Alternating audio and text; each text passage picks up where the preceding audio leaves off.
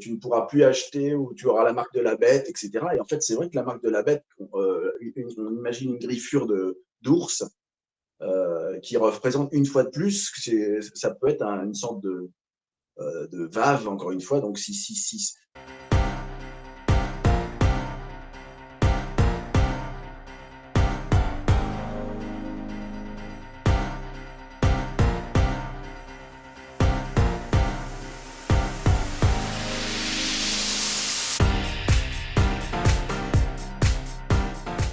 Bonjour Nicolas Minc, je suis ravie de vous accueillir sur Tribune Libre.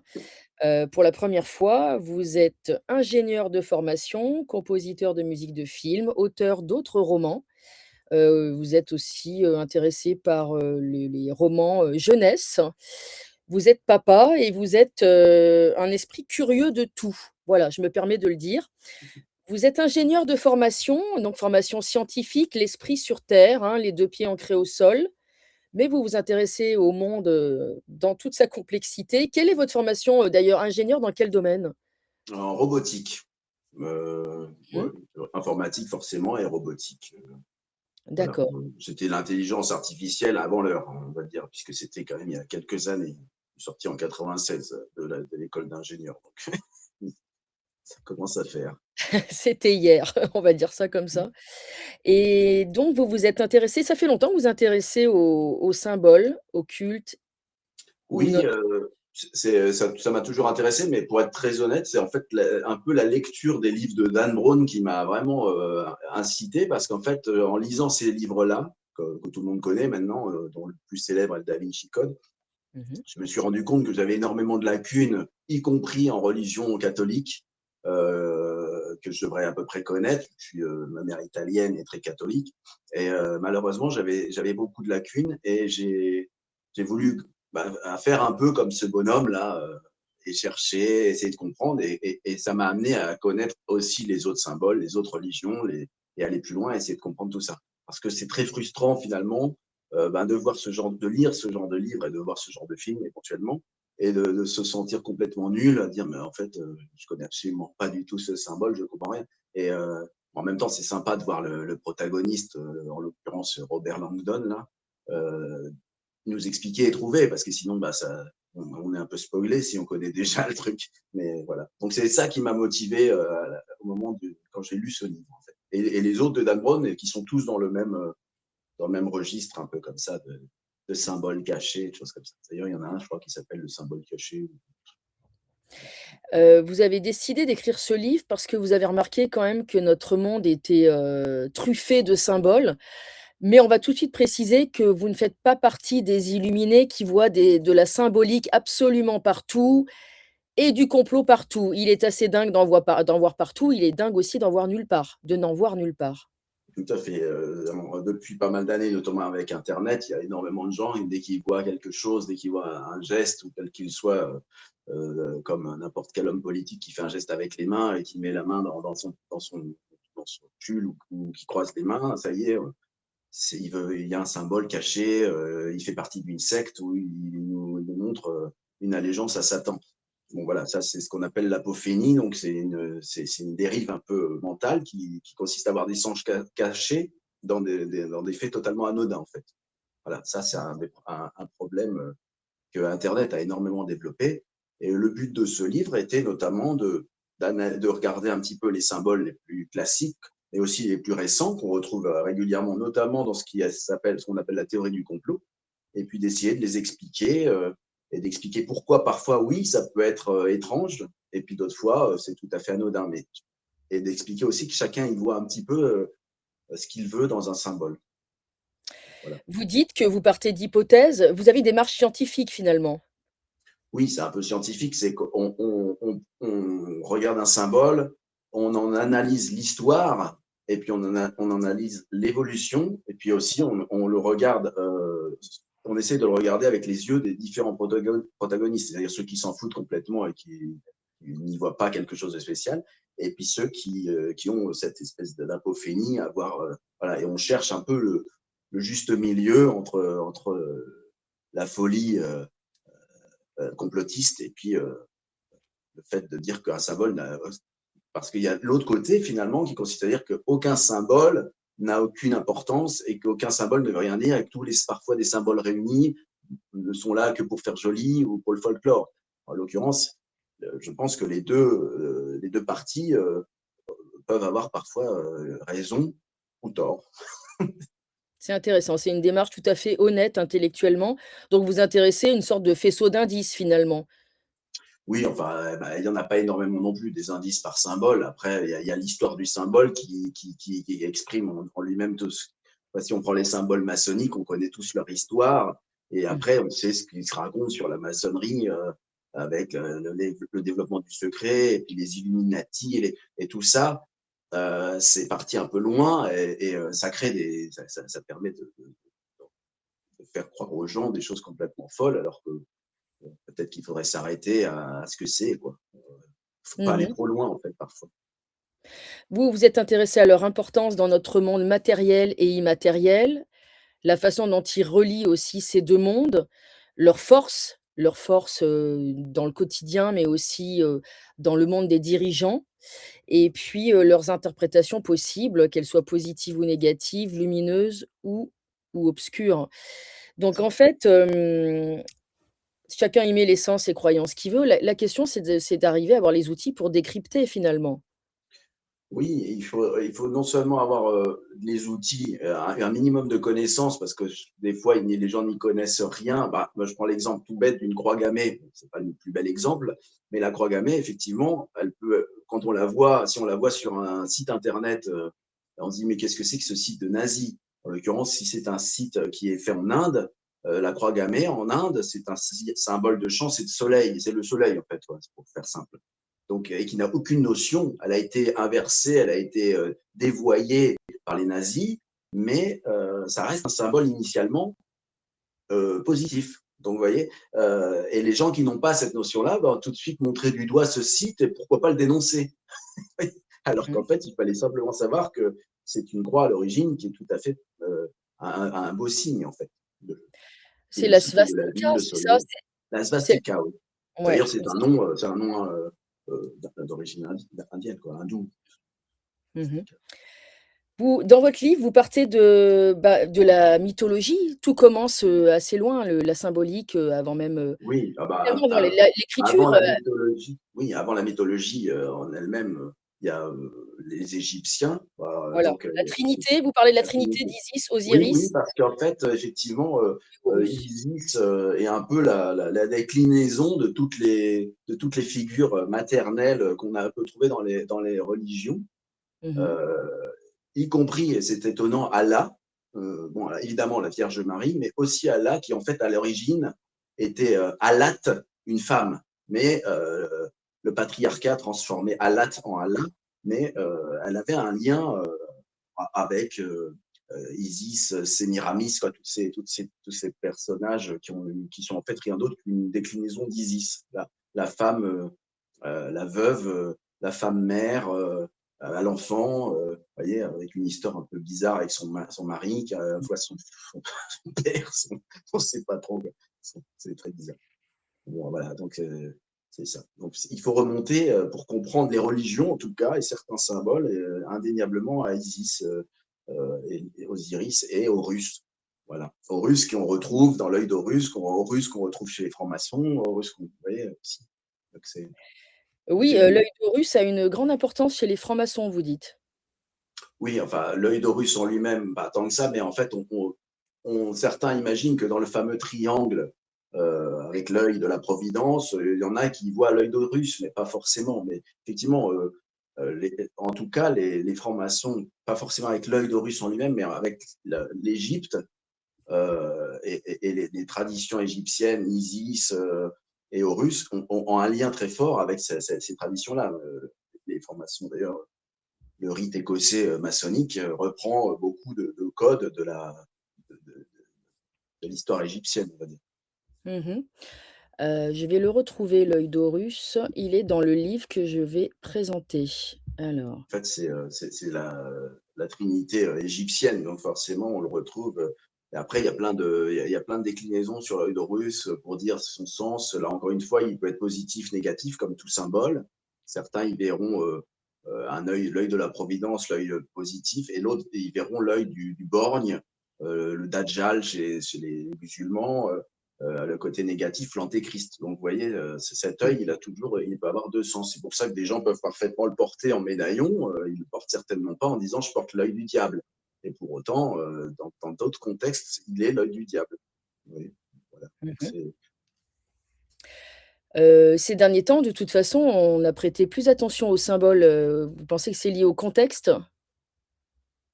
Je pense que c'est lié à l'Internet, qui est un outil qui, là encore une fois, qui est quelque part le symbolisme d'Internet est incroyable parce l'Internet porte en lui le bien et le mal.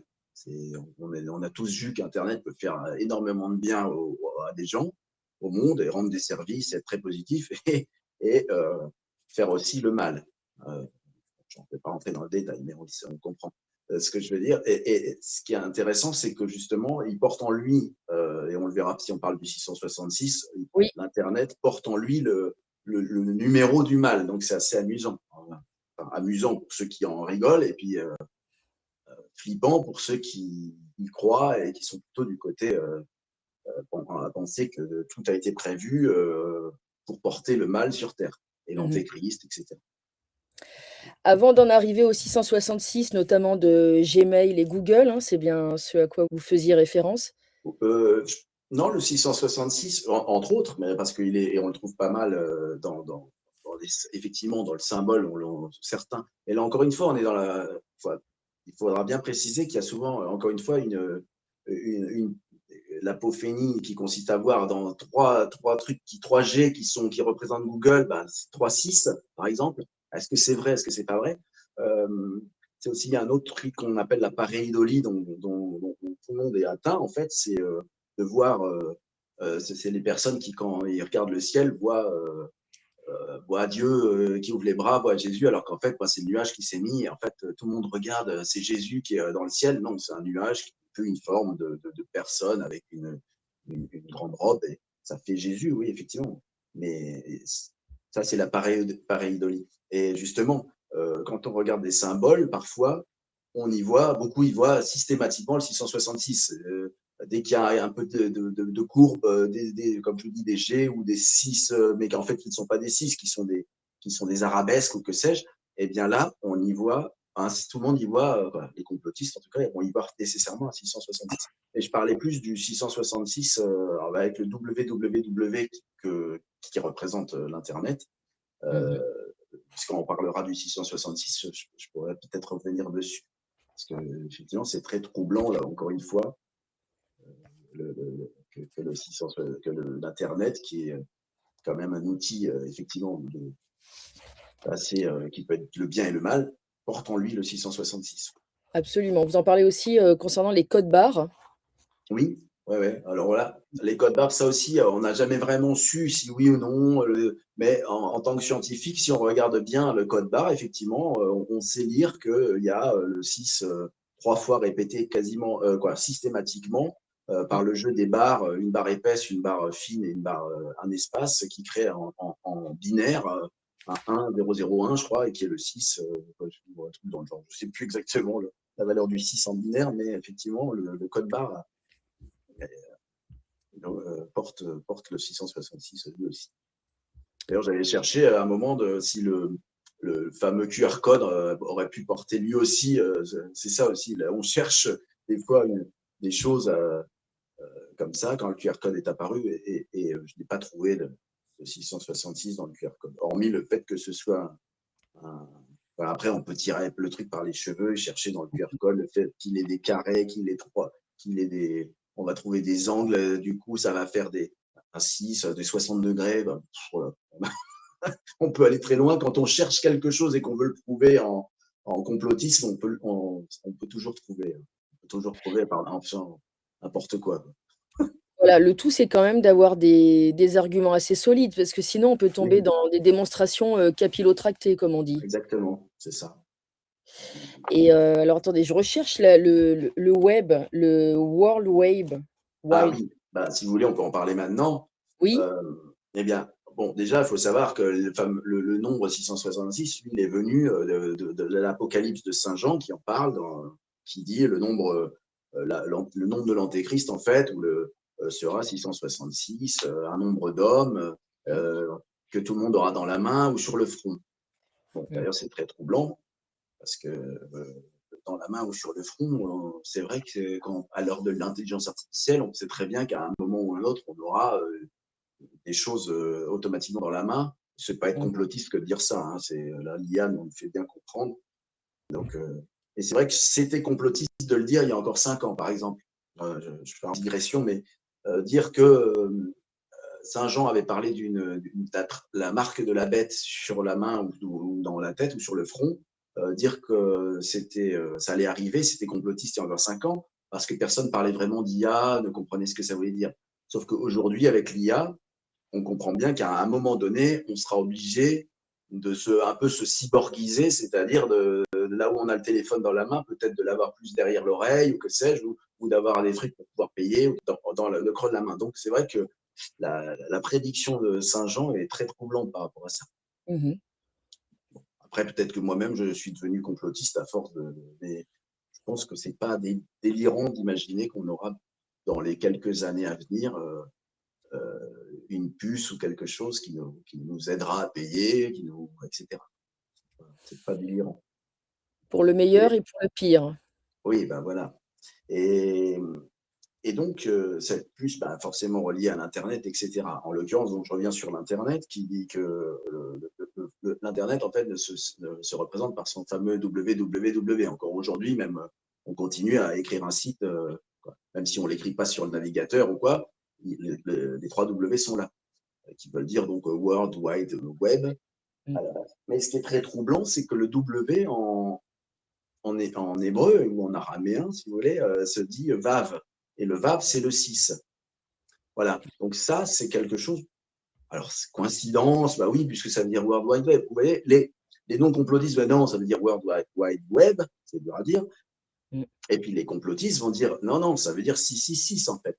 Mmh. Donc, qui a raison? Ben, c'est vrai que c'est assez troublant. Le fait est que l'Internet est un outil, et l'outil de l'IA et l'outil de tout ça. Sans Internet, il n'y a pas d'IA, par exemple. Sans Internet, il n'y a pas tout ce qui se passe aujourd'hui. Il y a pas l'identité numérique. Absolument. Internet, c'est lui qui porte en lui tout le futur de l'homme, en fait, Mmh. aujourd'hui.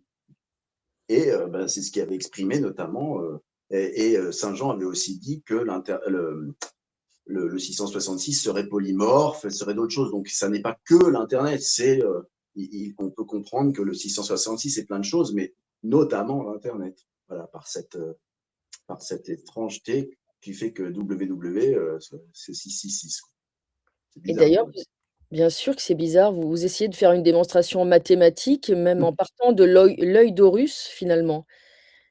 Oui, on peut, en fait, l'idée, c'est justement ce que fait un petit peu le mec là, dans le Robert Langdon, dans les romans. Mmh. Il parle d'un truc et il tire le fil et oui, mais il y a ça, puis ça, puis ça. Il fait l'assemblage et effectivement, on est un peu troublé parce qu'on dit ah oui, voilà. Et c'est ce que j'ai essayé de faire parfois sans conclure quoi que ce soit. Dans ce livre, j'apporte simplement, je dis, bah, vous voyez, il y a ça, il y a ça, il y a ça. À vous d'en tirer la conclusion aussi, ou de chercher plus loin, ou d'y croire, ou de ne pas y croire. Il y a des moments où c'est plus simple de ne pas y croire, ceci dit, de ne pas se poser de questions. Absolument, en tout cas, c'est juste développer un esprit critique et se demander si les choses sont dues au hasard ou sont C'est une ça. coïncidence fâcheuse. Oui, après, les coïncidences en mathématiques ou en probabilité, elles existent, mais quand elles ont une probabilité trop haute, on peut considérer que ce ne sont plus des coïncidences. Vous voyez. Donc,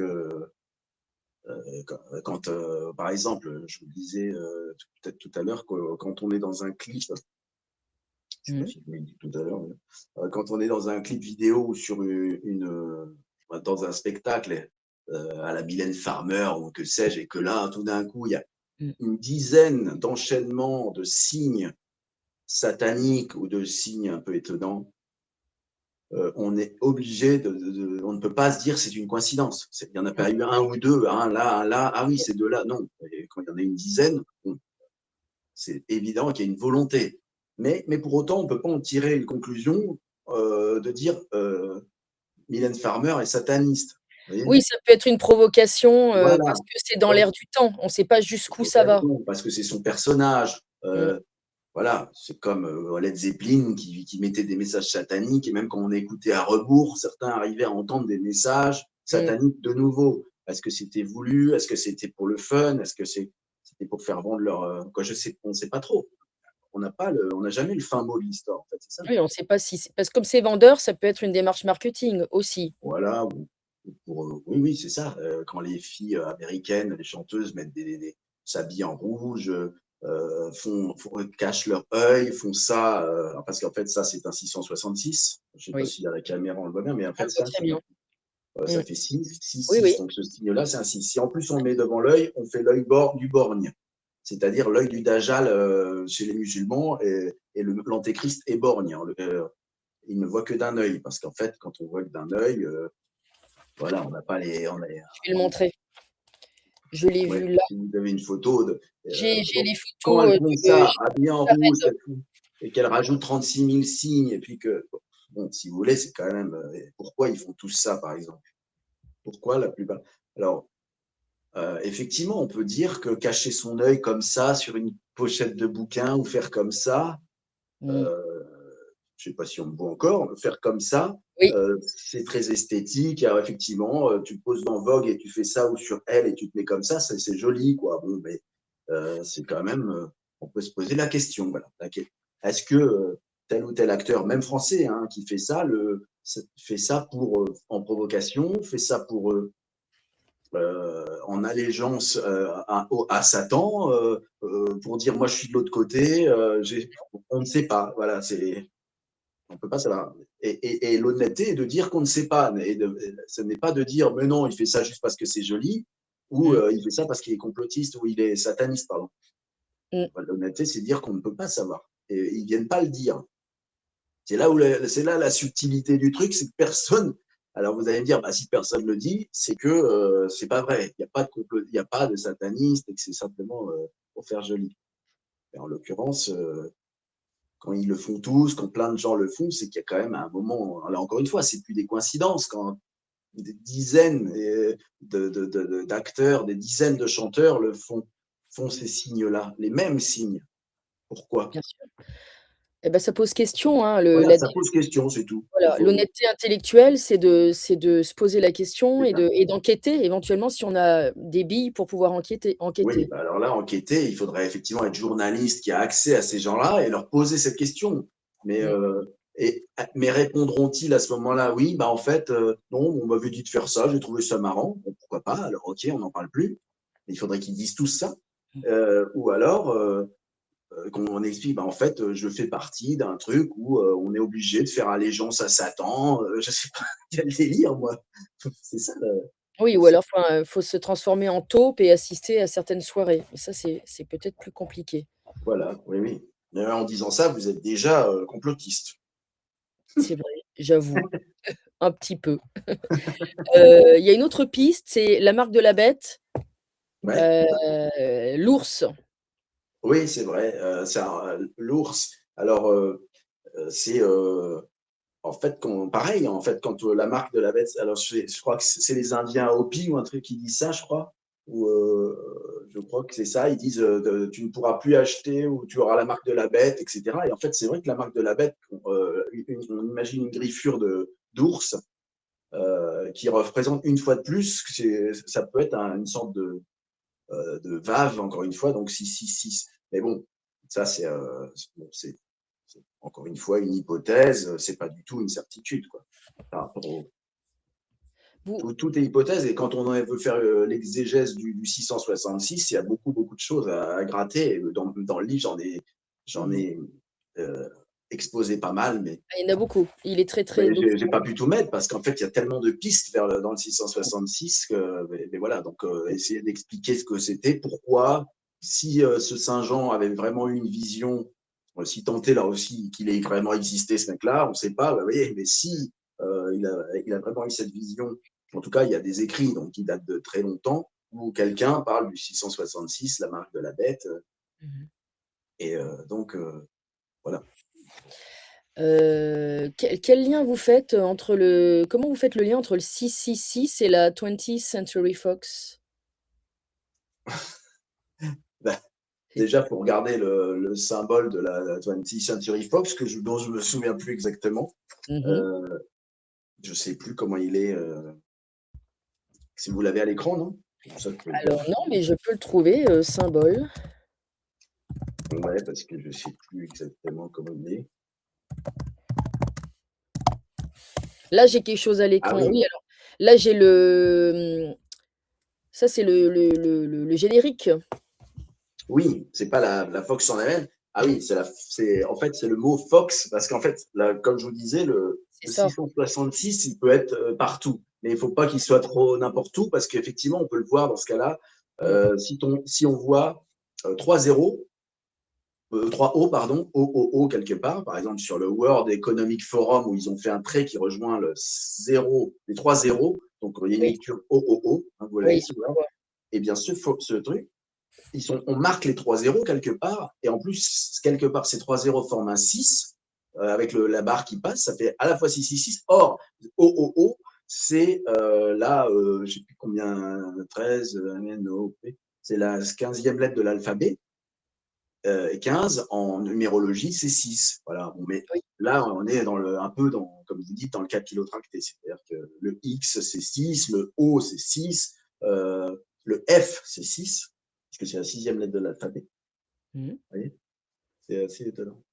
C'est troublant, hein. Est-ce que notre monde, finalement, ne fonctionne pas en vase clos et on arrive à faire des liens entre tout, finalement, quand on a vraiment un esprit curieux?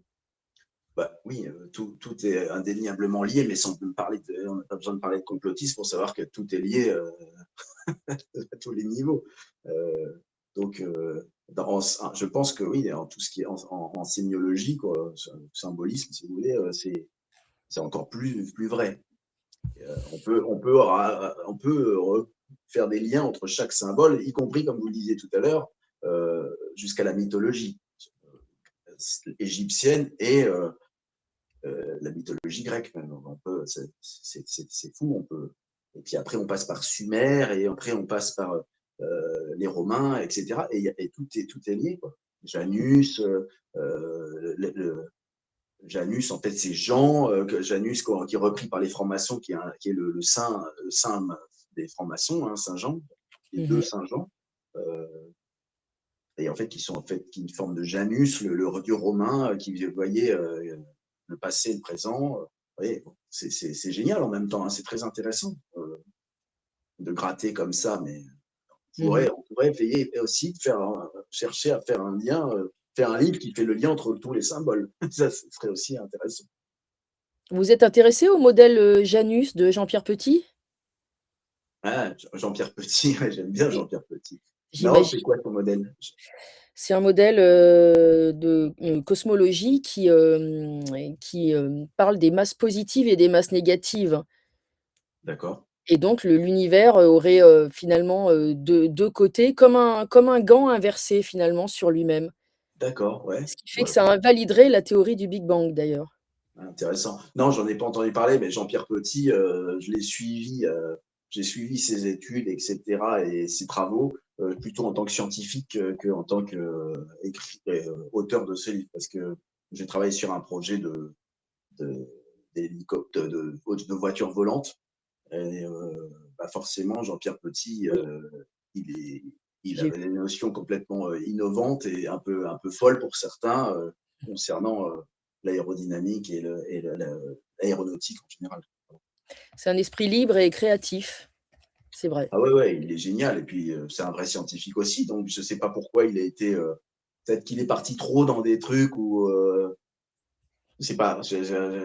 Il s'est trop positionné, peut-être.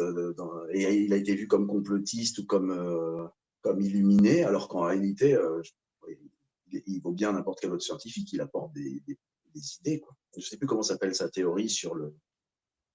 Ça fait longtemps que j'ai travaillé sur ce projet, mais une façon de créer de la portance et pour qu'un avion vole. Ah oui, la magnéto-hydrodynamique. La MHD, ouais, c'est La absolument ça. MHD qui permet d'éviter tout frottement avec l'air. Donc on crée un vide autour d'un objet et Exactement. C'est ce qui Ouais. fait des missiles hypersoniques. Voilà, bah, j'en parle dans mon livre Le secret d'Icare, qui est un très bon livre. Alors voilà, la publicité est faite.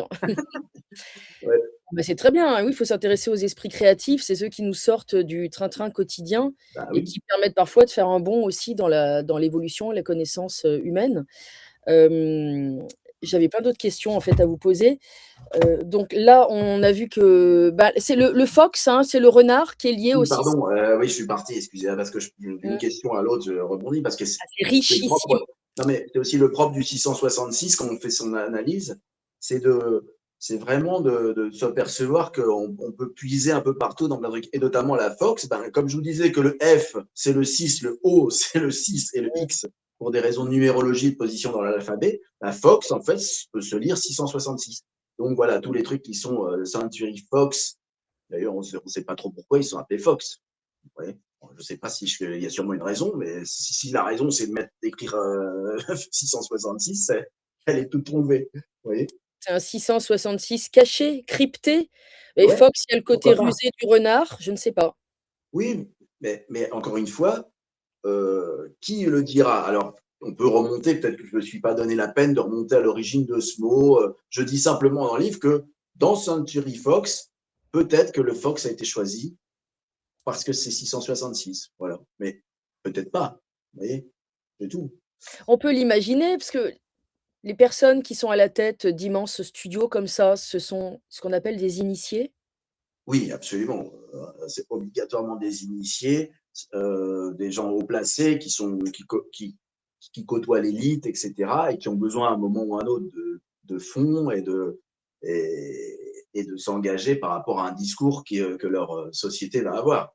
On pense à Walt Disney notamment, qui est pas très très clean comme gars, quoi. Mmh. Vous voyez. Ou Euh, scénaristes des Simpsons. Bah, les Simpsons, alors on raconte qu'effectivement, ils sont. À un moment, j'en parle quand je parle du 11 septembre, parce qu'effectivement, étonnamment, ils avaient fait eux aussi, mais Mmh. pas que. Dieu sait si là aussi, il y a des dizaines et des dizaines d'exemples très troublants sur les tours qui s'écroulent bien avant le 11 septembre, bien. Et notamment les Simpsons, ce qui avait fait un petit épisode où on voit les deux tours qui se font éclater comme ça. Euh, Bah, les Simpsons ont dit que un des créateurs est un franc-maçon du 33e degré, etc. Mais est-ce que c'est vrai? Moi, je ne suis pas allé vérifier, hein. En plus, c'est ce genre de choses qui est très difficile à vérifier. Absolument, parce que c'est tenu par le secret. Sauf si lui Hem, le dit, sauf s'il l'assume parfaitement, comme un Mélenchon en France l'a assumé. Je ne sais pas si enfin, bon, certains l'assument parfaitement en France, quoi. comme, c'est Neo, le héros de Matrix, Oui, qui a un 11 septembre écrit sur sa carte d'identité à un moment dans oui, ce film. ouais, oui, mais il n'y a pas que ça. Dans Retour vers le futur, dans Terminator 2, où en fait il passe, il y a marqué Caution 9/11 Mmh. au-dessus d'un truc, mais très furtivement, alors qu'il n'y a pas de raison qu'il y ait marqué ça. Et tout le monde peut le vérifier, ça. Hein, C'est c'est pas du tout le factuel. cas.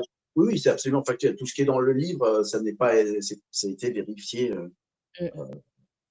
Donc il y a plein dans des dessins animés, dans des films, il y a plein de trucs comme ça, ouais. Où on parle ils ont à l'avance. Il y avait quelqu'un qui savait, comme forcément certains initiés, qui savaient qu'un jour, et certainement un jour qui était déjà prévu, donc on connaissait la date depuis 5 ou 10 ans, y compris un fameux jeu qui s'appelle le jeu, bah, je crois qu'il s'appelle les cartes Illuminati, qui a Mmh. été fait, je crois, en 96, et dans lequel, là encore une fois, il y a une carte où on voit les deux tours jumelles avec un avion qui explose, et qui ressemble vraiment à l'explosion. C'est dingue. Alors, est-ce que c'est des initiés? Est-ce que ce sont des visionnaires? Vous voyez, on peut pas dire, par exemple, que Saint Jean de l'Apocalypse était un initié en soi. C'est un mec qui a eu des visions, s'il a Ouais. existé, si c'est vrai tout ça. Ses écrits sont. Vous voyez? Mais finalement, cette élite qui est, quand même très versée dans le symbolisme, il faut bien le dire, Oui. heu, est-ce qu'elle ne jouit pas, de s'envoyer des signaux, face à des populations qui, qui n'ont plus ces savoirs-là, qui n'ont plus cette connaissance? Je veux dire, il y a une forme d'inculture, par exemple, la cérémonie d'ouverture des JO. Mmh. Beaucoup de personnes, parfois même ayant fait des études, n'ont vu quasiment aucun signe, alors que le Mmh. chevalier de l'Apocalypse, de la mort, le chevalier de la mort, enfin, il y avait beaucoup de choses à décrypter et des gens, même avec des niveaux d'études relativement, honorables, n'y ont vu que du divertissement, agréable. Oui, mais qu'est-ce que je peux dire répondre à ça en soi? À part qu'effectivement, des livres comme le mien, sont faits pour permettre à d'autres personnes de peut-être comprendre ou de voir parfois, sans pour autant tirer une conclusion comme quoi le mec qui a fait la cérémonie était sataniste ou quoi que ce soit, mais de dire, ah oui, là, c'est vrai que c'est troublant. Pourquoi il fait ça? Il veut provoquer. À la limite, qu'on soit capable à minima, de voir la provocation. Vous voyez? Pourquoi pas? Si on s'arrête à ça. Si on ne veut pas y voir un message plus que ça, qu'une provocation. C'est l'histoire de l'œil caché. Est-ce que c'est pas une provocation? Est-ce que Mylène Farmer, dans ses concerts, enfin, je sais pas si j'ai le droit de la citer, sur le camp, mais est-ce que Oui. Mylène Farmer fait ça que par provoque, parce que c'est sa marque de fabrique? Mmh. Beyoncé et compagnie, Rihanna, toutes ces filles-là font que sans arrêt des signes d'allégeance, en tout cas, aux démons. Ça, c'est comme ça. Ce sont des signes, on ne peut pas dire autrement sans être complotiste, que mettre son truc comme ça, être habillé en rouge, avec les femmes en blanc derrière qui représentent les anges qui, eux, vont se faire comme par hasard éclater et disparaître. Tout ça, il y a forcément, ce sont des signes d'allégeance ou en tout cas de anti-Dieu, si vous voulez, anti-religion, anti-Dieu. Il y a quelque chose ces signes contiennent ça, indéniablement. Mais est-ce qu'ils le font pour rigoler? Moi, je ne sais pas. Est-ce que c'est pour des raisons, pécuniaires uniquement ou au-delà?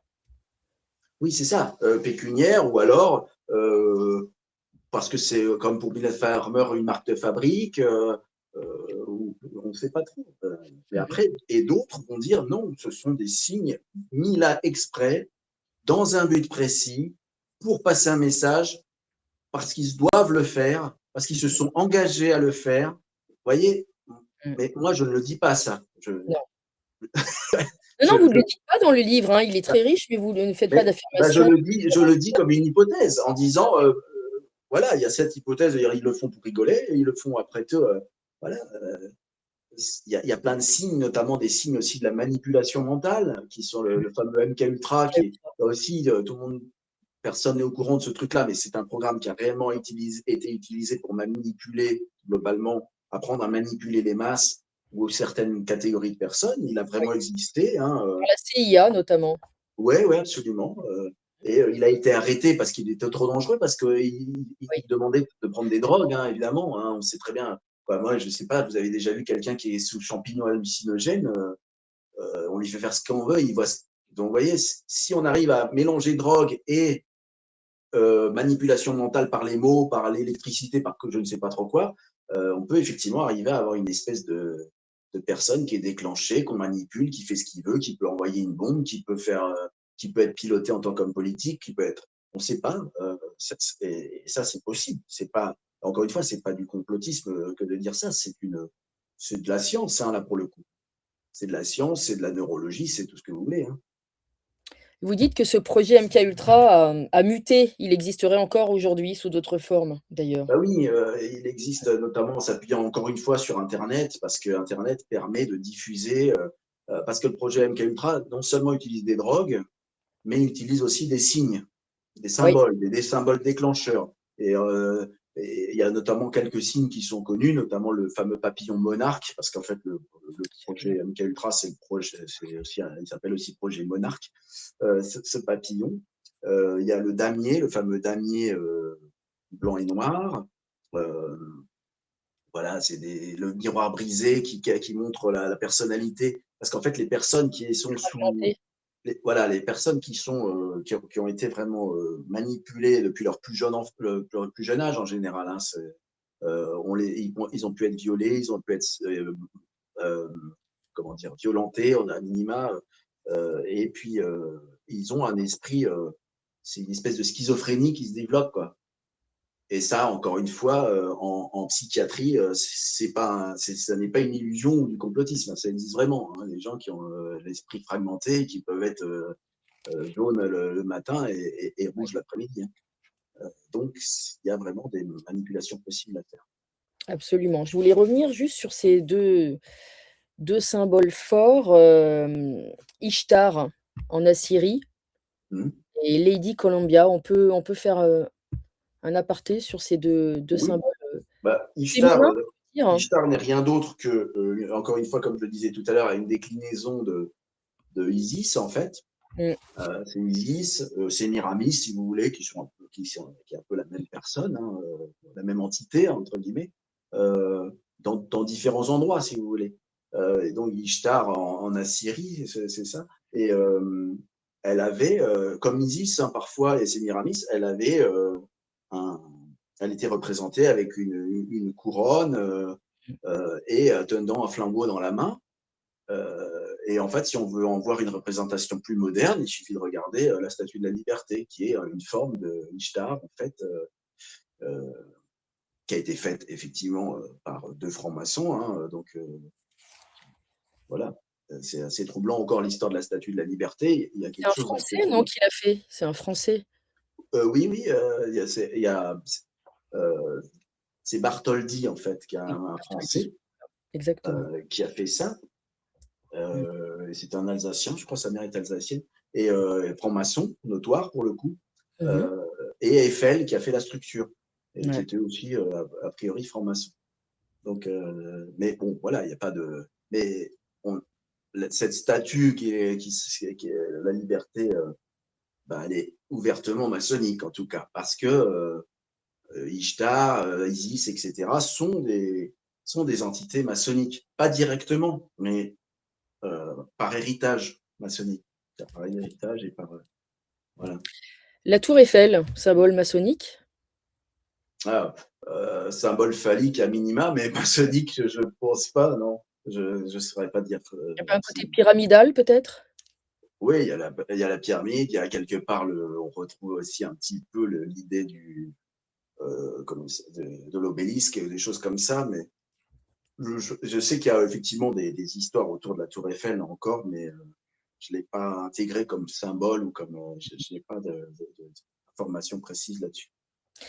Vous parlez aussi, un passage intéressant sur les symboles alchimiques de la matière, l'ouroboros, Hmm. l'anneau de Möbius, la couronne de laurier, le phénix et Janus. Vous voulez qu'on s'arrête sur l'un d'entre eux, plus précisément?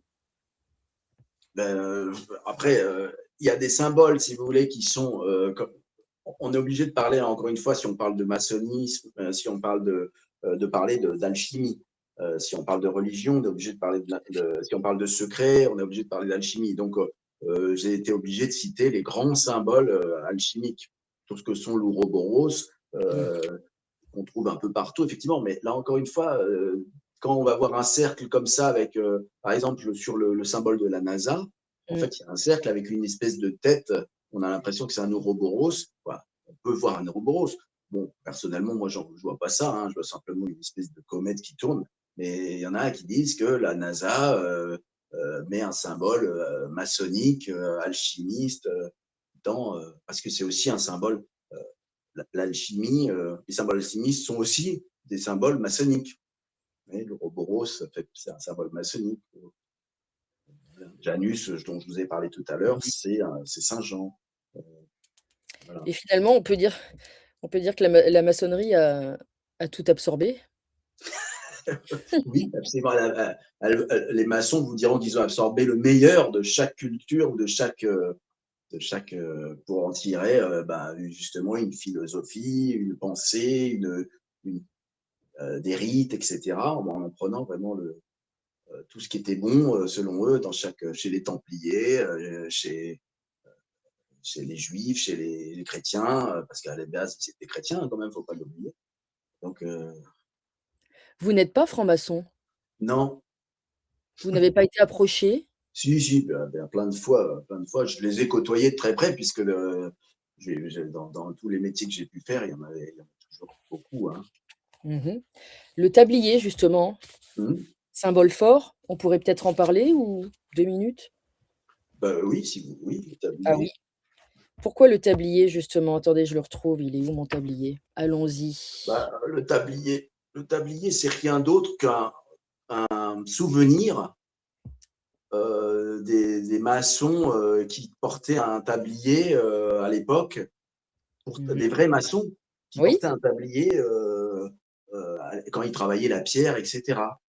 Tout simplement. Mmh. Et derrière, ben, dessus, il y a, ça réunit souvent les symboles. On retrouve tous les symboles maçonniques, hein, l'équerre, le compas, certains signes, voilà quoi. Et vous le voyez potentiellement, bah, chez Gmail? Oui, bah là, ça saute aux yeux. On a Ça l'impression saute que aux yeux. quand on voit le tablier maçonnique, on voit tout de suite le logo de Gmail. Là. Ça, c'est clair. Donc, est-ce que c'est un clin d'œil parce que Mmh. le créateur de Google était un maçon? On peut l'imaginer, mais après, est-ce que, là encore une fois, ça peut être un clin d'œil à ses frères maçons, ça n'est pas nécessairement Mmh. une provocation ou quelque chose qui dit Google est sous la main des maçons. Vous voyez, c'est ça la question. C'est ça la question. C'est la d'avoir des preuves scientifiques. Il faudrait qu'ils le disent, quoi. Encore une fois, est-ce que, je ne sais plus comment il s'appelle, Larry Page ou je sais pas quoi, pourrait Les dire frères, oui, qui ont créé Alphabet, c'est ça? Je crois que la boîte, c'est, le groupe, c'est Alphabet.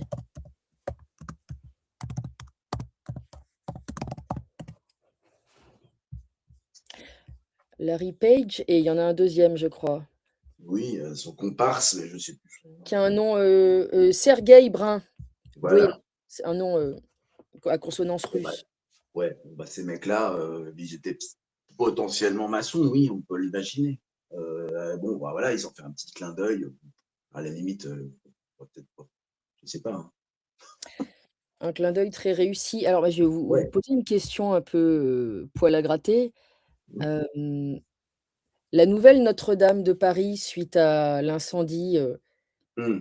accidentel ou criminel, on pensera ce qu'on veut, elle est remplie de symboles maçonniques désormais ou pas?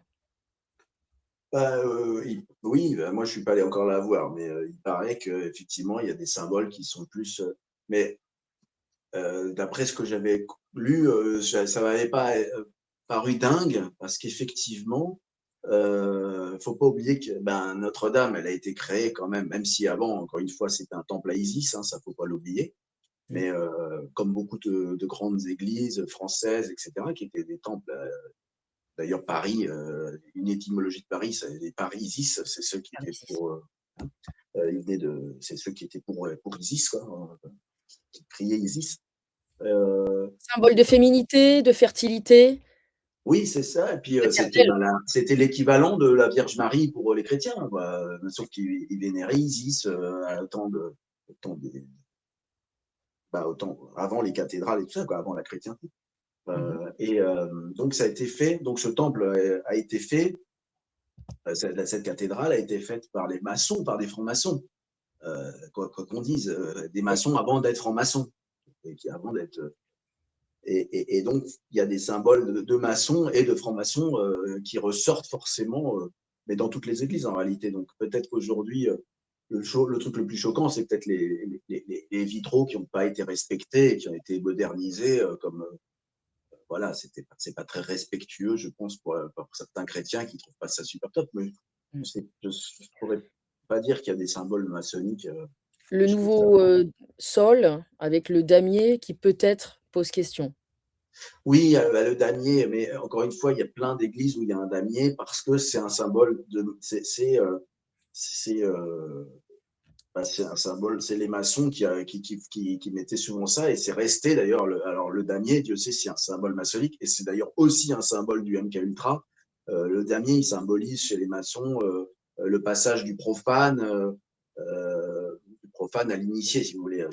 On passe du noir au blanc. Quoi. Donc c'est ça, mais comme je le dis dans le livre, le damier, le sol à damier, on le voit aussi chez Mémé, donc Sauf que Mémé ne sait pas qu'elle a chez elle un symbole voilà, maçonnique. voilà.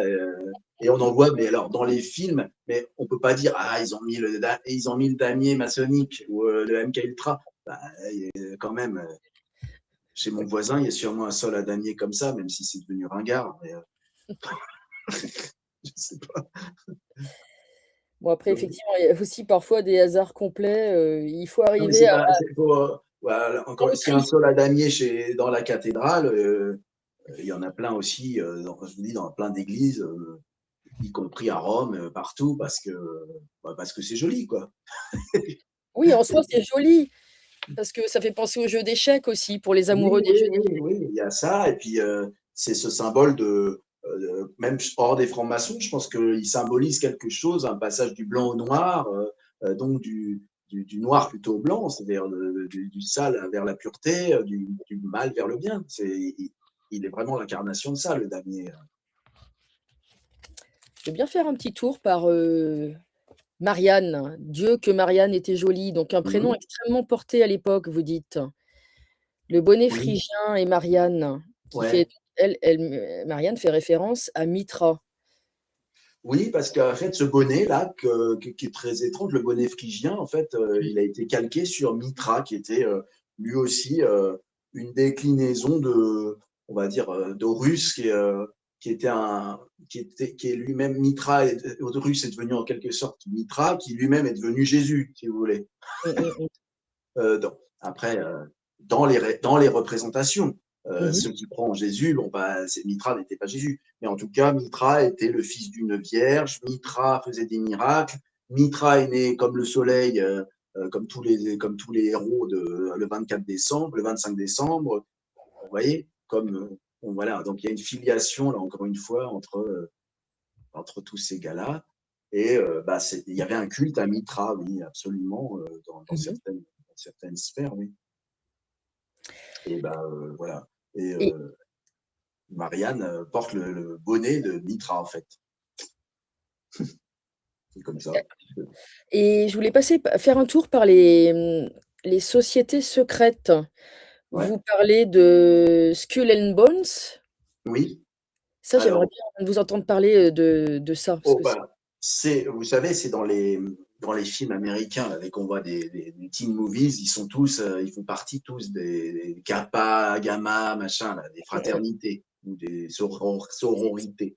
Euh, et, euh, Eh bien, Skull and Ball, c'est une fraternité, je crois qu'elle est associée à Yale ou Harvard, je ne sais plus, et, où il fallait être vraiment fils d'eux et être super intronisé pour en faire partie. Et elle existe encore apparemment. Euh, et beaucoup de présidents, beaucoup d'hommes politiques très connus sont passés par là. Et ben, voilà, donc ils sont déjà dans une secte avant d'être dans le business, quoi. C'est déjà une forme de secte, en fait. Ils ont leurs rites, ils ont des trucs un peu bizarres. On dit qu'ils ont piqué pour faire leur symbole, qui est donc un squelette et des os. On dit mh. que les os, ils sont allés piquer les os de Geronimo dans la tombe de Geronimo pour faire leur décor dans leur salle principale. Vous voyez, c'est quand même un peu spécial. C'est spécial, on peut le dire. Une référence, relativement plus récente, la trilatérale. Ouais. La Bah, trilatérale. en fait, la commission trilatérale, tous ces trucs-là, en fait, c'est un peu le même esprit. Ce sont des élites qui se réunissent. D'ailleurs, ils ont un logo un peu qui peut évoquer le 666, si je me souviens bien. Euh, et ces commissions-là, je sais plus, il y a le truc, il y en a d'autres comme ça, où en fait, c'est les élites qui décident, et en fait, c'est ce que certains appellent les Illuminati, si vous voulez, toutes ces Skull and Bones, la commission trilatérale, le club de Rome, tous C'est ces ça. trucs-là, ce sont des élites qui sont au-dessus des politiques, en fait, des banquiers, des familles royales, ou des politiques choisis. Je crois, de temps en temps, les politiques français sont invités dans ces trucs-là, d'ailleurs. Il y a aussi une autre, comment ça s'appelle le truc où ils font allégeance à Moloch avec une chouette. D'ailleurs, Macron avait à un moment avait mis une chouette en t-shirt. Oui, je me souviens très bien. C'était le Bohemian Club? Voilà, absolument. Mmh. The Bohemians Club. Alors la trilatérale, je vais montrer ce que vous venez d'évoquer. Donc à ne pas confondre avec le symbole du recyclage. Ça m'a fait beaucoup rire. Ouais, petite blague. Autant Mais mettre en c'est pied vrai. l'humour parce Ils ont qu'ils n'en ont pas toujours de l'humour. non, bah, enfin, le bouquin est pas spécialement drôle. De temps en temps, j'essaye d'être un peu léger, mais c'est pas un bouquin où on se marre, quoi. Non, pas tout le temps, mais c'est un bouquin où on se pose des questions et on essaie d'ouvrir les yeux. Oui, et puis vous voulez pas que ce soit non plus un truc trop angoissant où les gens se disent: «Oh mon Dieu, mais ah, qu'est-ce que c'est?» Non, c'est Non, une ouverture d'esprit, c'est mais ça. essentiellement pour pouvoir comprendre un peu le monde qui est rempli de symboles partout, comme je vous dis, dans les films, en politique, voilà, et savoir faire la part des choses en disant: bah non, là, il a mis les mains comme ça, non, là, il a le signe là, bon, bah voilà, mais il n'y a pas forcément voir le mal partout non plus. Exactement, pour ne pas rester les yeux grands fermés, eyes wide shut, comme disait Kubrick. Voilà, voilà. Et je voulais quand même, avant de terminer, passer par le bitcoin dont on nous a fait croire, enfin, on nous a dit, je ne sais pas si c'est vrai, qu'il aurait été inventé par une personne dont le pseudonyme ou un groupe de personnes dont le pseudonyme est Satoshi Nakamoto, un Oui, japonais. ouais. Mais finalement, cette crypto-monnaie, n'est-elle Bah pas déjà, le récemment, on s'est rendu compte, le nom du mec est apparemment sorti là, le vrai nom, donc absolument pas japonais. De toute manière, c'est évident que c'est pas un japonais, je crois. Bah, sur le Bitcoin, qu'est-ce qu'on peut dire? Qu'il était censé apporter la future monnaie, être une des premières futures monnaies qui ne sera pas le Bitcoin, je pense, qui sera maquée par la monnaie numérique, qui nous permettra effectivement de de plus avoir tracer de les chèques, de plus et d'être tracé de A à Z et qu'il n'y ait plus de black, qu'il n'y ait plus d'argent liquide, etc. Donc c'est mmh, vrai que le Bitcoin est une forme de test en ouais, réalité. mais on l'a fait passer pour une monnaie, totalement, comment dire? Libre. Oui, oui, bah, c'est absolument faux. Mmh Enfin, mh. elle a été libre quelques temps pour justement expérimenter, mais ceux qui ont des bitcoins commencent à comprendre qu'ils ne sont pas si libres. Mmh. Alors, le New York Times suggère que le cryptographe britannique Adam Back aurait été l'inventeur du bitcoin. Ouais, c'est ça. Mmh mh. Donc ça peut être le précurseur d'une monnaie qui ne sera pas du tout, synonyme de liberté, mais plutôt d'enchaînement. Mmh. Et le symbole du bitcoin, ce B, barré, rappelle le dollar? Bah oui, c'est un pied de nez au dollar, effectivement, qui lui-même a toute une histoire aussi, le dollar, et c'est intéressant, le symbole du dollar, fallait évidemment l'analyser, on en parle dans le livre aussi. Exactement. Voilà. On va finir Euh, sur le dieu dollar. Il est là, page 70 et 71. Le dieu dollar qui vacille peut-être ou pas, je ne sais pas. voilà. On va voir. Alors, symbole maçonnique ou pas sur ce billet vert? Ah bah oui, là, indéniablement, et comment, assumé pour le coup. Assumé totalement, publiquement. Assumé par le créateur de ce billet, si on parle du premier billet où il y avait ça, assumé parce que c'était un maçon, officiellement un maçon, qui disait dans le futur sera un nouvel ordre des âges. C'est-à-dire, et d'ailleurs, ce mot, Novo Ordo Seclorum, machin, apparaît sur le Novus Ordo Seclorum, apparaît sur le billet. Il y a une pyramide maçonnique avec l'œil de la Providence. Et d'ailleurs, quand on croise, effectivement, c'est amusant, on retrouve les Mmh. mots maçons. Donc, et il y a 13 lettres, le 13 étant un nombre important chez les maçons aussi. Voilà, donc on trouve 13 lettres en haut, 13 lettres en bas. Bon, c'est, donc C'est ce fascinant. dollar est absolument, absolument maçonnique. Ça, mais voilà, c'est pas dingue de le dire, puisque les créateurs du dollar, de ce billet, et les créateurs, entre guillemets, des États-Unis, les fondateurs, on va dire, bah, étaient des maçons. Maçons. Il est marqué du sceau de la bête.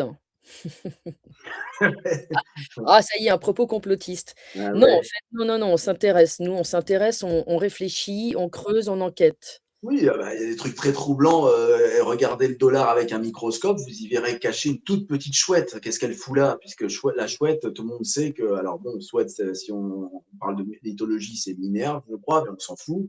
Là, en Mmh. l'occurrence, c'est pas ça. Qu'est-ce que vient faire la chouette? Sachant que la chouette est en fait essentiellement dans ces sphères-là le symbole du Bohemian Club. Mais Mmh. avant ça, Moloch, c'est-à-dire le dévoreur d'enfants, etc. Donc c'est Moloch qui veut dire chouette, je crois, je sais plus comment c'est, en syrien, je sais pas. Donc c'est Dans une portugais. langue très ancienne, en Oui, tout cas. donc qu'est-ce qu'elle fout là, cette minuscule chouette que personne ne voit à l'œil nu? Vous voyez, c'est, je sais pas si elle est dans le bouquin à un moment, je pense que oui, parce qu'il y a Mmh. un zoom sur cette chouette. Mais je crois que j'en parle justement quand je parle de la chouette, en Oui. l'occurrence. Alors c'est quelle page? La page de la chouette? Parce qu'il Bah, est la page de la chouette. la page de la Bah, chouette. c'est la page où je parle forcément des, comment ça s'appelle, du Bohemian Club, justement, Mmh. et qui doit être bah, avec les Illuminati, je pense. Ah, Attendez, je vais vous d'accord, moi dire je suis pas ça. loin. Et la chouette, page 53. Non, j'ai Voilà, plus j'y vite suis que vous, hein. presque, j'y étais presque, exactement. Page 53, la chouette. Où est-ce que j'ai mis le petit Et elle truc ne là? date pas d'hier, la chouette. On remarque quand même qu'en passant sur cette page qu'on voit le logo Du Bohemian Club. Ah du oui, c'est très Bohemian bizarre. Club. Et un peu avant, si vous remontez, on voit le logo qu'avait mis Monsieur Macron là, sur son t-shirt. C'était Juste avant. là aussi. Là, encore une fois, on peut se dire qu'est-ce que c'est que ce. Ah, c'est sympa cette nouvelle marque avec ce petit logo. Ou se dire, bah tiens, pourquoi il met la chouette du Bohemian Club, ce brave monsieur? Ah oui, c'est ça, voilà. Mais c'était celui-là, alors le logo Bohemian Club. Bah Voilà. oui, quoi, en tout cas, Et c'est c'est une référence à la chouette. Donc, c'est ce qu'on disait tout à l'heure. C'est sympa de savoir, voilà, de comprendre quand Monsieur Macron veut faire un petit coucou, ou faire un signe à quelqu'un ou à quelque chose, de le savoir et de faire partie, entre guillemets, des initiés, mmh. même si ça, c'est-à-dire des initiés, c'est-à-dire ceux qui savent un petit peu lire à travers les lignes, sans pour Oui, autant être complotistes. sans être C'est ça la complotiste, mais différence. comprendre. Voilà. Ah, Lire les choses, les comprendre, ou ouais. voir ce qu'il y a, mais sans pour autant tirer des conclusions complotistes ou délirantes. En tout Bon, cas, là, en pas des l'occurrence, M. Macron qui met un t-shirt du Bohemian Club, il dit, non mais il nous dit, je suis allé à ce club. Bon, il a le droit. ouais. Il est revenu, on lui a fait un t-shirt comme ça. Bon, je sais pas, moi si je vais au Club Med, je mets un t-shirt, bon, c'est cool. Surtout quand vous êtes, comment dirais-je? Vous êtes un personnage public, vous êtes décrypté. Enfin, je veux dire la force du visuel. La force du visuel, justement, ils savent très bien, ils vont faire résonner comme ça le symbole qui va Mmh, être diffusé, qui va résonner, alors certains un peu plus vont dire que le symbole résonne autrement et qu'il reste dans les esprits et qu'il a une fréquence et que chaque symbole, mmh. bon, ça c'est un peu, là pour le coup, on va loin dans la puissance du cerveau et on prête beaucoup de puissance à un simple symbole. Et pourquoi pas? Moi je Oui, un sais pas. symbole vibratoire, certains diraient. Oui, c'est ça, c'est ça. Mmh mh. En tout cas, c'est à réfléchir, oui, quand il fait un clin d'œil, peut-être à d'autres initiés. Enfin, Moi, je pense qu'il faut peut-être pas parler de vibration et de fréquence, etc., mais simplement de message, oui. mmh, Voilà, on fait un clin d'œil, ils passent le message à d'autres. mmh. C'est comme quand les mecs mettaient sur leur photo la main au niveau du cœur comme ça, là, je sais pas si on voit à l'écran, c'est Oui, ça, on là. le voit très bien. Ben, en fait, c'est un symbole, voilà, c'est un symbole maçonnique très connu de passer la main sous le manteau comme ça. C'est À la Napoléon. Alain Napoléon, qui était a priori un initié maçonnique, évidemment, et qui n'avait pas du tout mal au foie, ou je ne sais pas quel délire, pardon, à l'estomac, ou je ne sais pas quel délire on lui a prêté parce qu'il Ah faisait oui, ça. oui, Mais oui, il y a j'ai Victor Hugo, il y en a plein qui faisaient ça. Bartholdi, on le voit aussi. Il y a plein de gars qui posent comme ça en disant bah, les mecs, je fais partie du club. C'est une façon de exactement. faire, de montrer. Il n'y avait pas forcément la télé et tout ça pour le dire à l'époque. Ni internet avec ses complotistes. Je fais un Voilà. peu d'humour exprès. Dans ce livre très riche, vous parlez aussi, ben, des symboles chrétiens, les Oui, symboles du judaïsme, dont le golem, Moïse, le veau d'or, le mot magique abracadabra, qui a fait le tour du monde entier. Ce oui, mot, oui, c'est ouais, qui est, très qui est- beau. qui est- qui est de l'hébreu, en fait, ouais.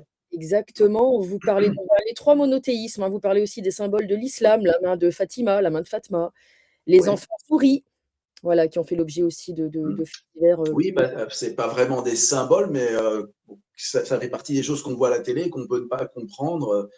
Quand on voit une petite fille qui se fait enlever et qui a l'œil, qui a une tache dans l'œil ou la langue qui est machin, quand elle tire, si on la voit tirer la langue ou qui a l'œil machin et qui est blonde, on peut se dire que quelque part il y a du zouri dans l'air.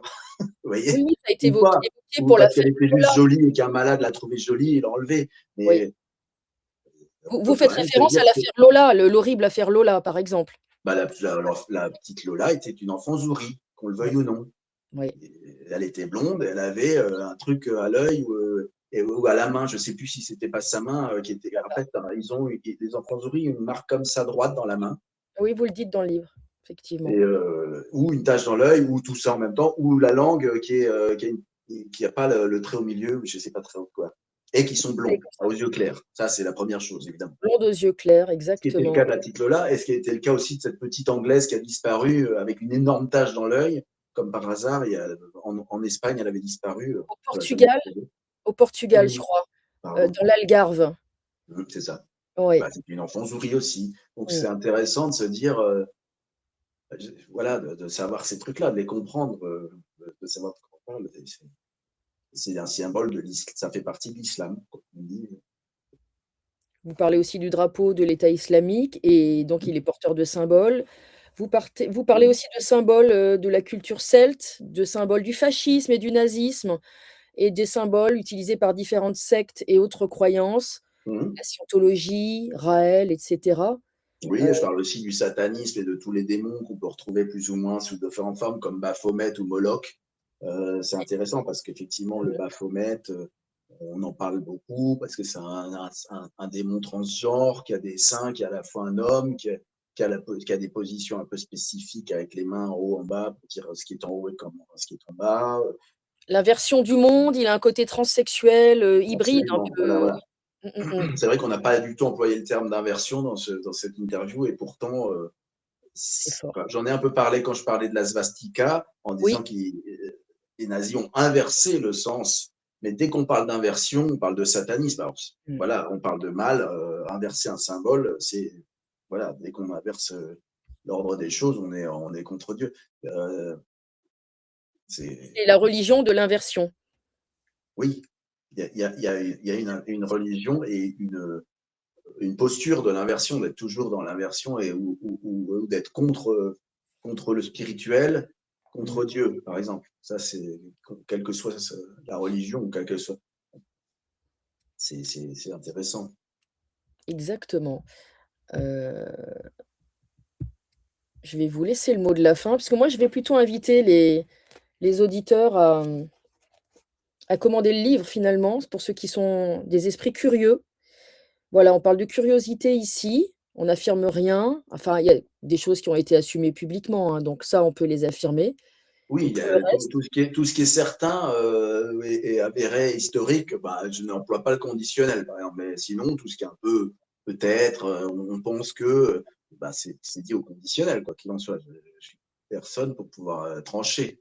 Et puis, c'est justement pas le propos de ce livre, c'est de donner des outils aux personnes qui peuvent lire.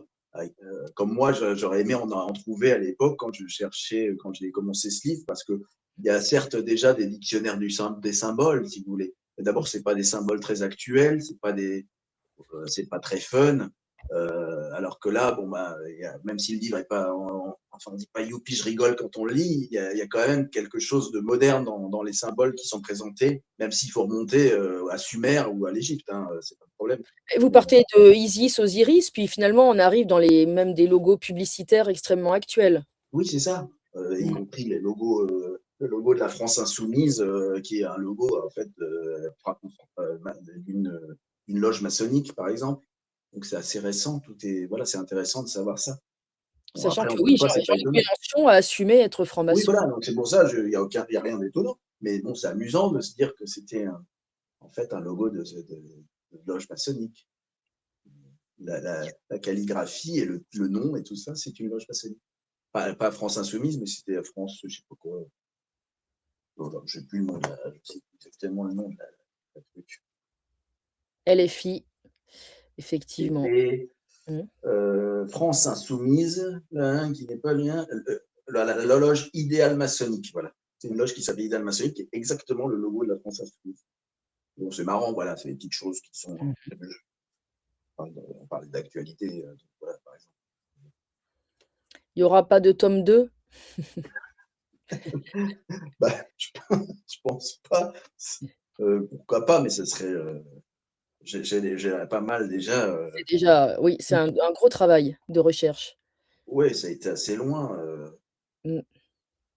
Oui, je pense que. Après, il en manque évidemment. On peut pas. Il manque Faut être certainement des exhaustif, symboles. bien D'aucuns sûr. vont dire ah ben il aurait pu mettre ça quand même, etc. Mais je ne peux pas mettre 250. Bah, Déjà, je sais écoutez, pas combien il y en a. si vous avez d'autres idées en commentaire, n'hésitez pas à suggérer d'autres symboles et d'autres, thèmes. Vous pouvez nous rappeler les noms de vos autres romans? Ah, bah, j'ai écrit qu'un seul roman qui s'appelle Le Secret d'Icare, mais parce que je l'ai placé tout à l'heure parce que effectivement ça parle de la MHD, c'est un truc autour de Mmh. très inspiré des livres historico-ésotériques à la Dan Brown, Dos Santos et compagnie, là, c'est ces livres-là qui sont. Voilà, c'est le secret d'Icare, et ça parle justement de l'idée que des aliens en fait ont pu être là sur Terre bien avant demain. Je vois, Oui, mais ils vont pas tarder à arriver d'ailleurs et d'ailleurs c'est un paraît-il. sujet, oui paraît-il. Bah, ça Jean-Pierre Petit, ça l'a un peu grillé, donc il en a moins parlé après. Mais pourquoi s'interdire de parler de vie extraterrestre finalement? Oui, enfin, ça a grillé aussi Raël, hein, c'est pas plus mal. Ceci dit, Ouais. Raël, quand on Mmh. regarde même si c'est un taré, ce qu'il disait est peut-être pas débile, quoi, en partie. Après, la secte, machin. Mais j'en parle d'ailleurs dans le truc de Raël, en disant, effectivement, il a la théorie qui consiste à dire que. Alors lui, il disait qu'ils allaient venir emmener les hommes, et je sais pas quel délire. Mais on peut tout à fait envisager qu'il y ait une civilisation extraterrestre il y a 300 000 ou 500 000 ans qui soit venue sur Terre. C'est pas délirant. Et c'est un des propos de Raël, d'ailleurs. C'est Oui. comme ça qu'il a fondé sa secte. Mmh. Mais bon. Il y a pas mal de sectes aussi. J'en parle des sectes un peu différentes, des sectes Exactement. un peu bizarres. Mmh. Voilà. De toute façon, il faut savoir trier le bon grain de l'ivraie, c'est ça, tout l'exercice finalement, la difficulté. Mm. Exactement. Voilà, C'est le but du livre aussi. Oui. j'ai bien vu. Donc je le trouve, très sérieux et pas du tout illuminé. Donc je vais le mettre en le lien dans le descriptif de la vidéo et vous avez aussi, écrit d'autres ouvrages, non? Pour terminer, Oui, j'ai écrit un livre sur Paris parce que j'adore Paris. Donc, Paris secret. En fait, comme j'adore Paris et trouver des petits endroits, j'ai écrit un livre qui s'appelle Paris secret, Paris insolite, mmh. qui est sur Amazon. Voilà. Puis voilà, j'ai écrit plein d'autres trucs un peu, mais bon, qui ne méritent pas qu'on s'y attarde. D'accord. Là, vous n'êtes plus à Paris, hein, on est d'accord? Non, Vous êtes sur la Seine, mais un peu plus loin, je n'en dirai pas c'est ça. plus. Une péniche. Très bien. Merci en tout cas, pour ce bel Merci à ouvrage vous. et cet entretien qui va donner envie à tous les profanes peut-être et les moins profanes d'aller déjà acheter le livre et puis d'en savoir plus. J'espère. Parce que le problème, c'est pas de ne pas savoir, c'est de ne pas vouloir savoir, comme on dit. Oui, oui, c'est dommage de passer à côté de certaines choses, notamment. Ça me fait penser à quand on regarde un tableau et qu'on n'a pas l'histoire du tableau, ni du peintre, ni le contexte, qu'on n'est pas capable de comprendre qu'est-ce qu'il y a eu aux noces de Cana, par exemple, ou je sais pas quoi, et de ne pas savoir ce qu'a voulu représenter le peintre et pourquoi le mec est comme ça. On perd la moitié, sinon la totalité du plaisir. Et ben là, c'est un peu la même idée d'essayer quand il y a un symbole ou quelque chose, c'est toujours amusant et intéressant de gratter en se disant mais alors qu'est-ce que c'est et de venir chercher dans un. J'aurais aimé que ce bouquin soit une sorte de vieux grimoire Mmh. qu'il existe depuis des années. Bon, après, actualisé avec les symboles plus récents, mais c'est vrai que je trouve ça sympa l'idée de venir chercher, analyser, se faire sa propre idée sur un symbole qu'il y a eu, et puis et essayer de gratter un petit peu, voir s'il y a vraiment quelque chose derrière tout ça, quoi. C'est Mmh. sympa. Eh bien, c'est un très beau travail. Il est dédicacé à votre fils Mm. et vive la filiation aussi, la filiation et le transfert des connaissances aussi, la transmission. Voilà, c'est très important. Très important. Voilà, je vous remercie infiniment Nicolas Minc pour cet entretien et vous serez le bienvenu Merci. pour revenir sur Tribune Libre. Merci à Merci à vous. vous. Merci.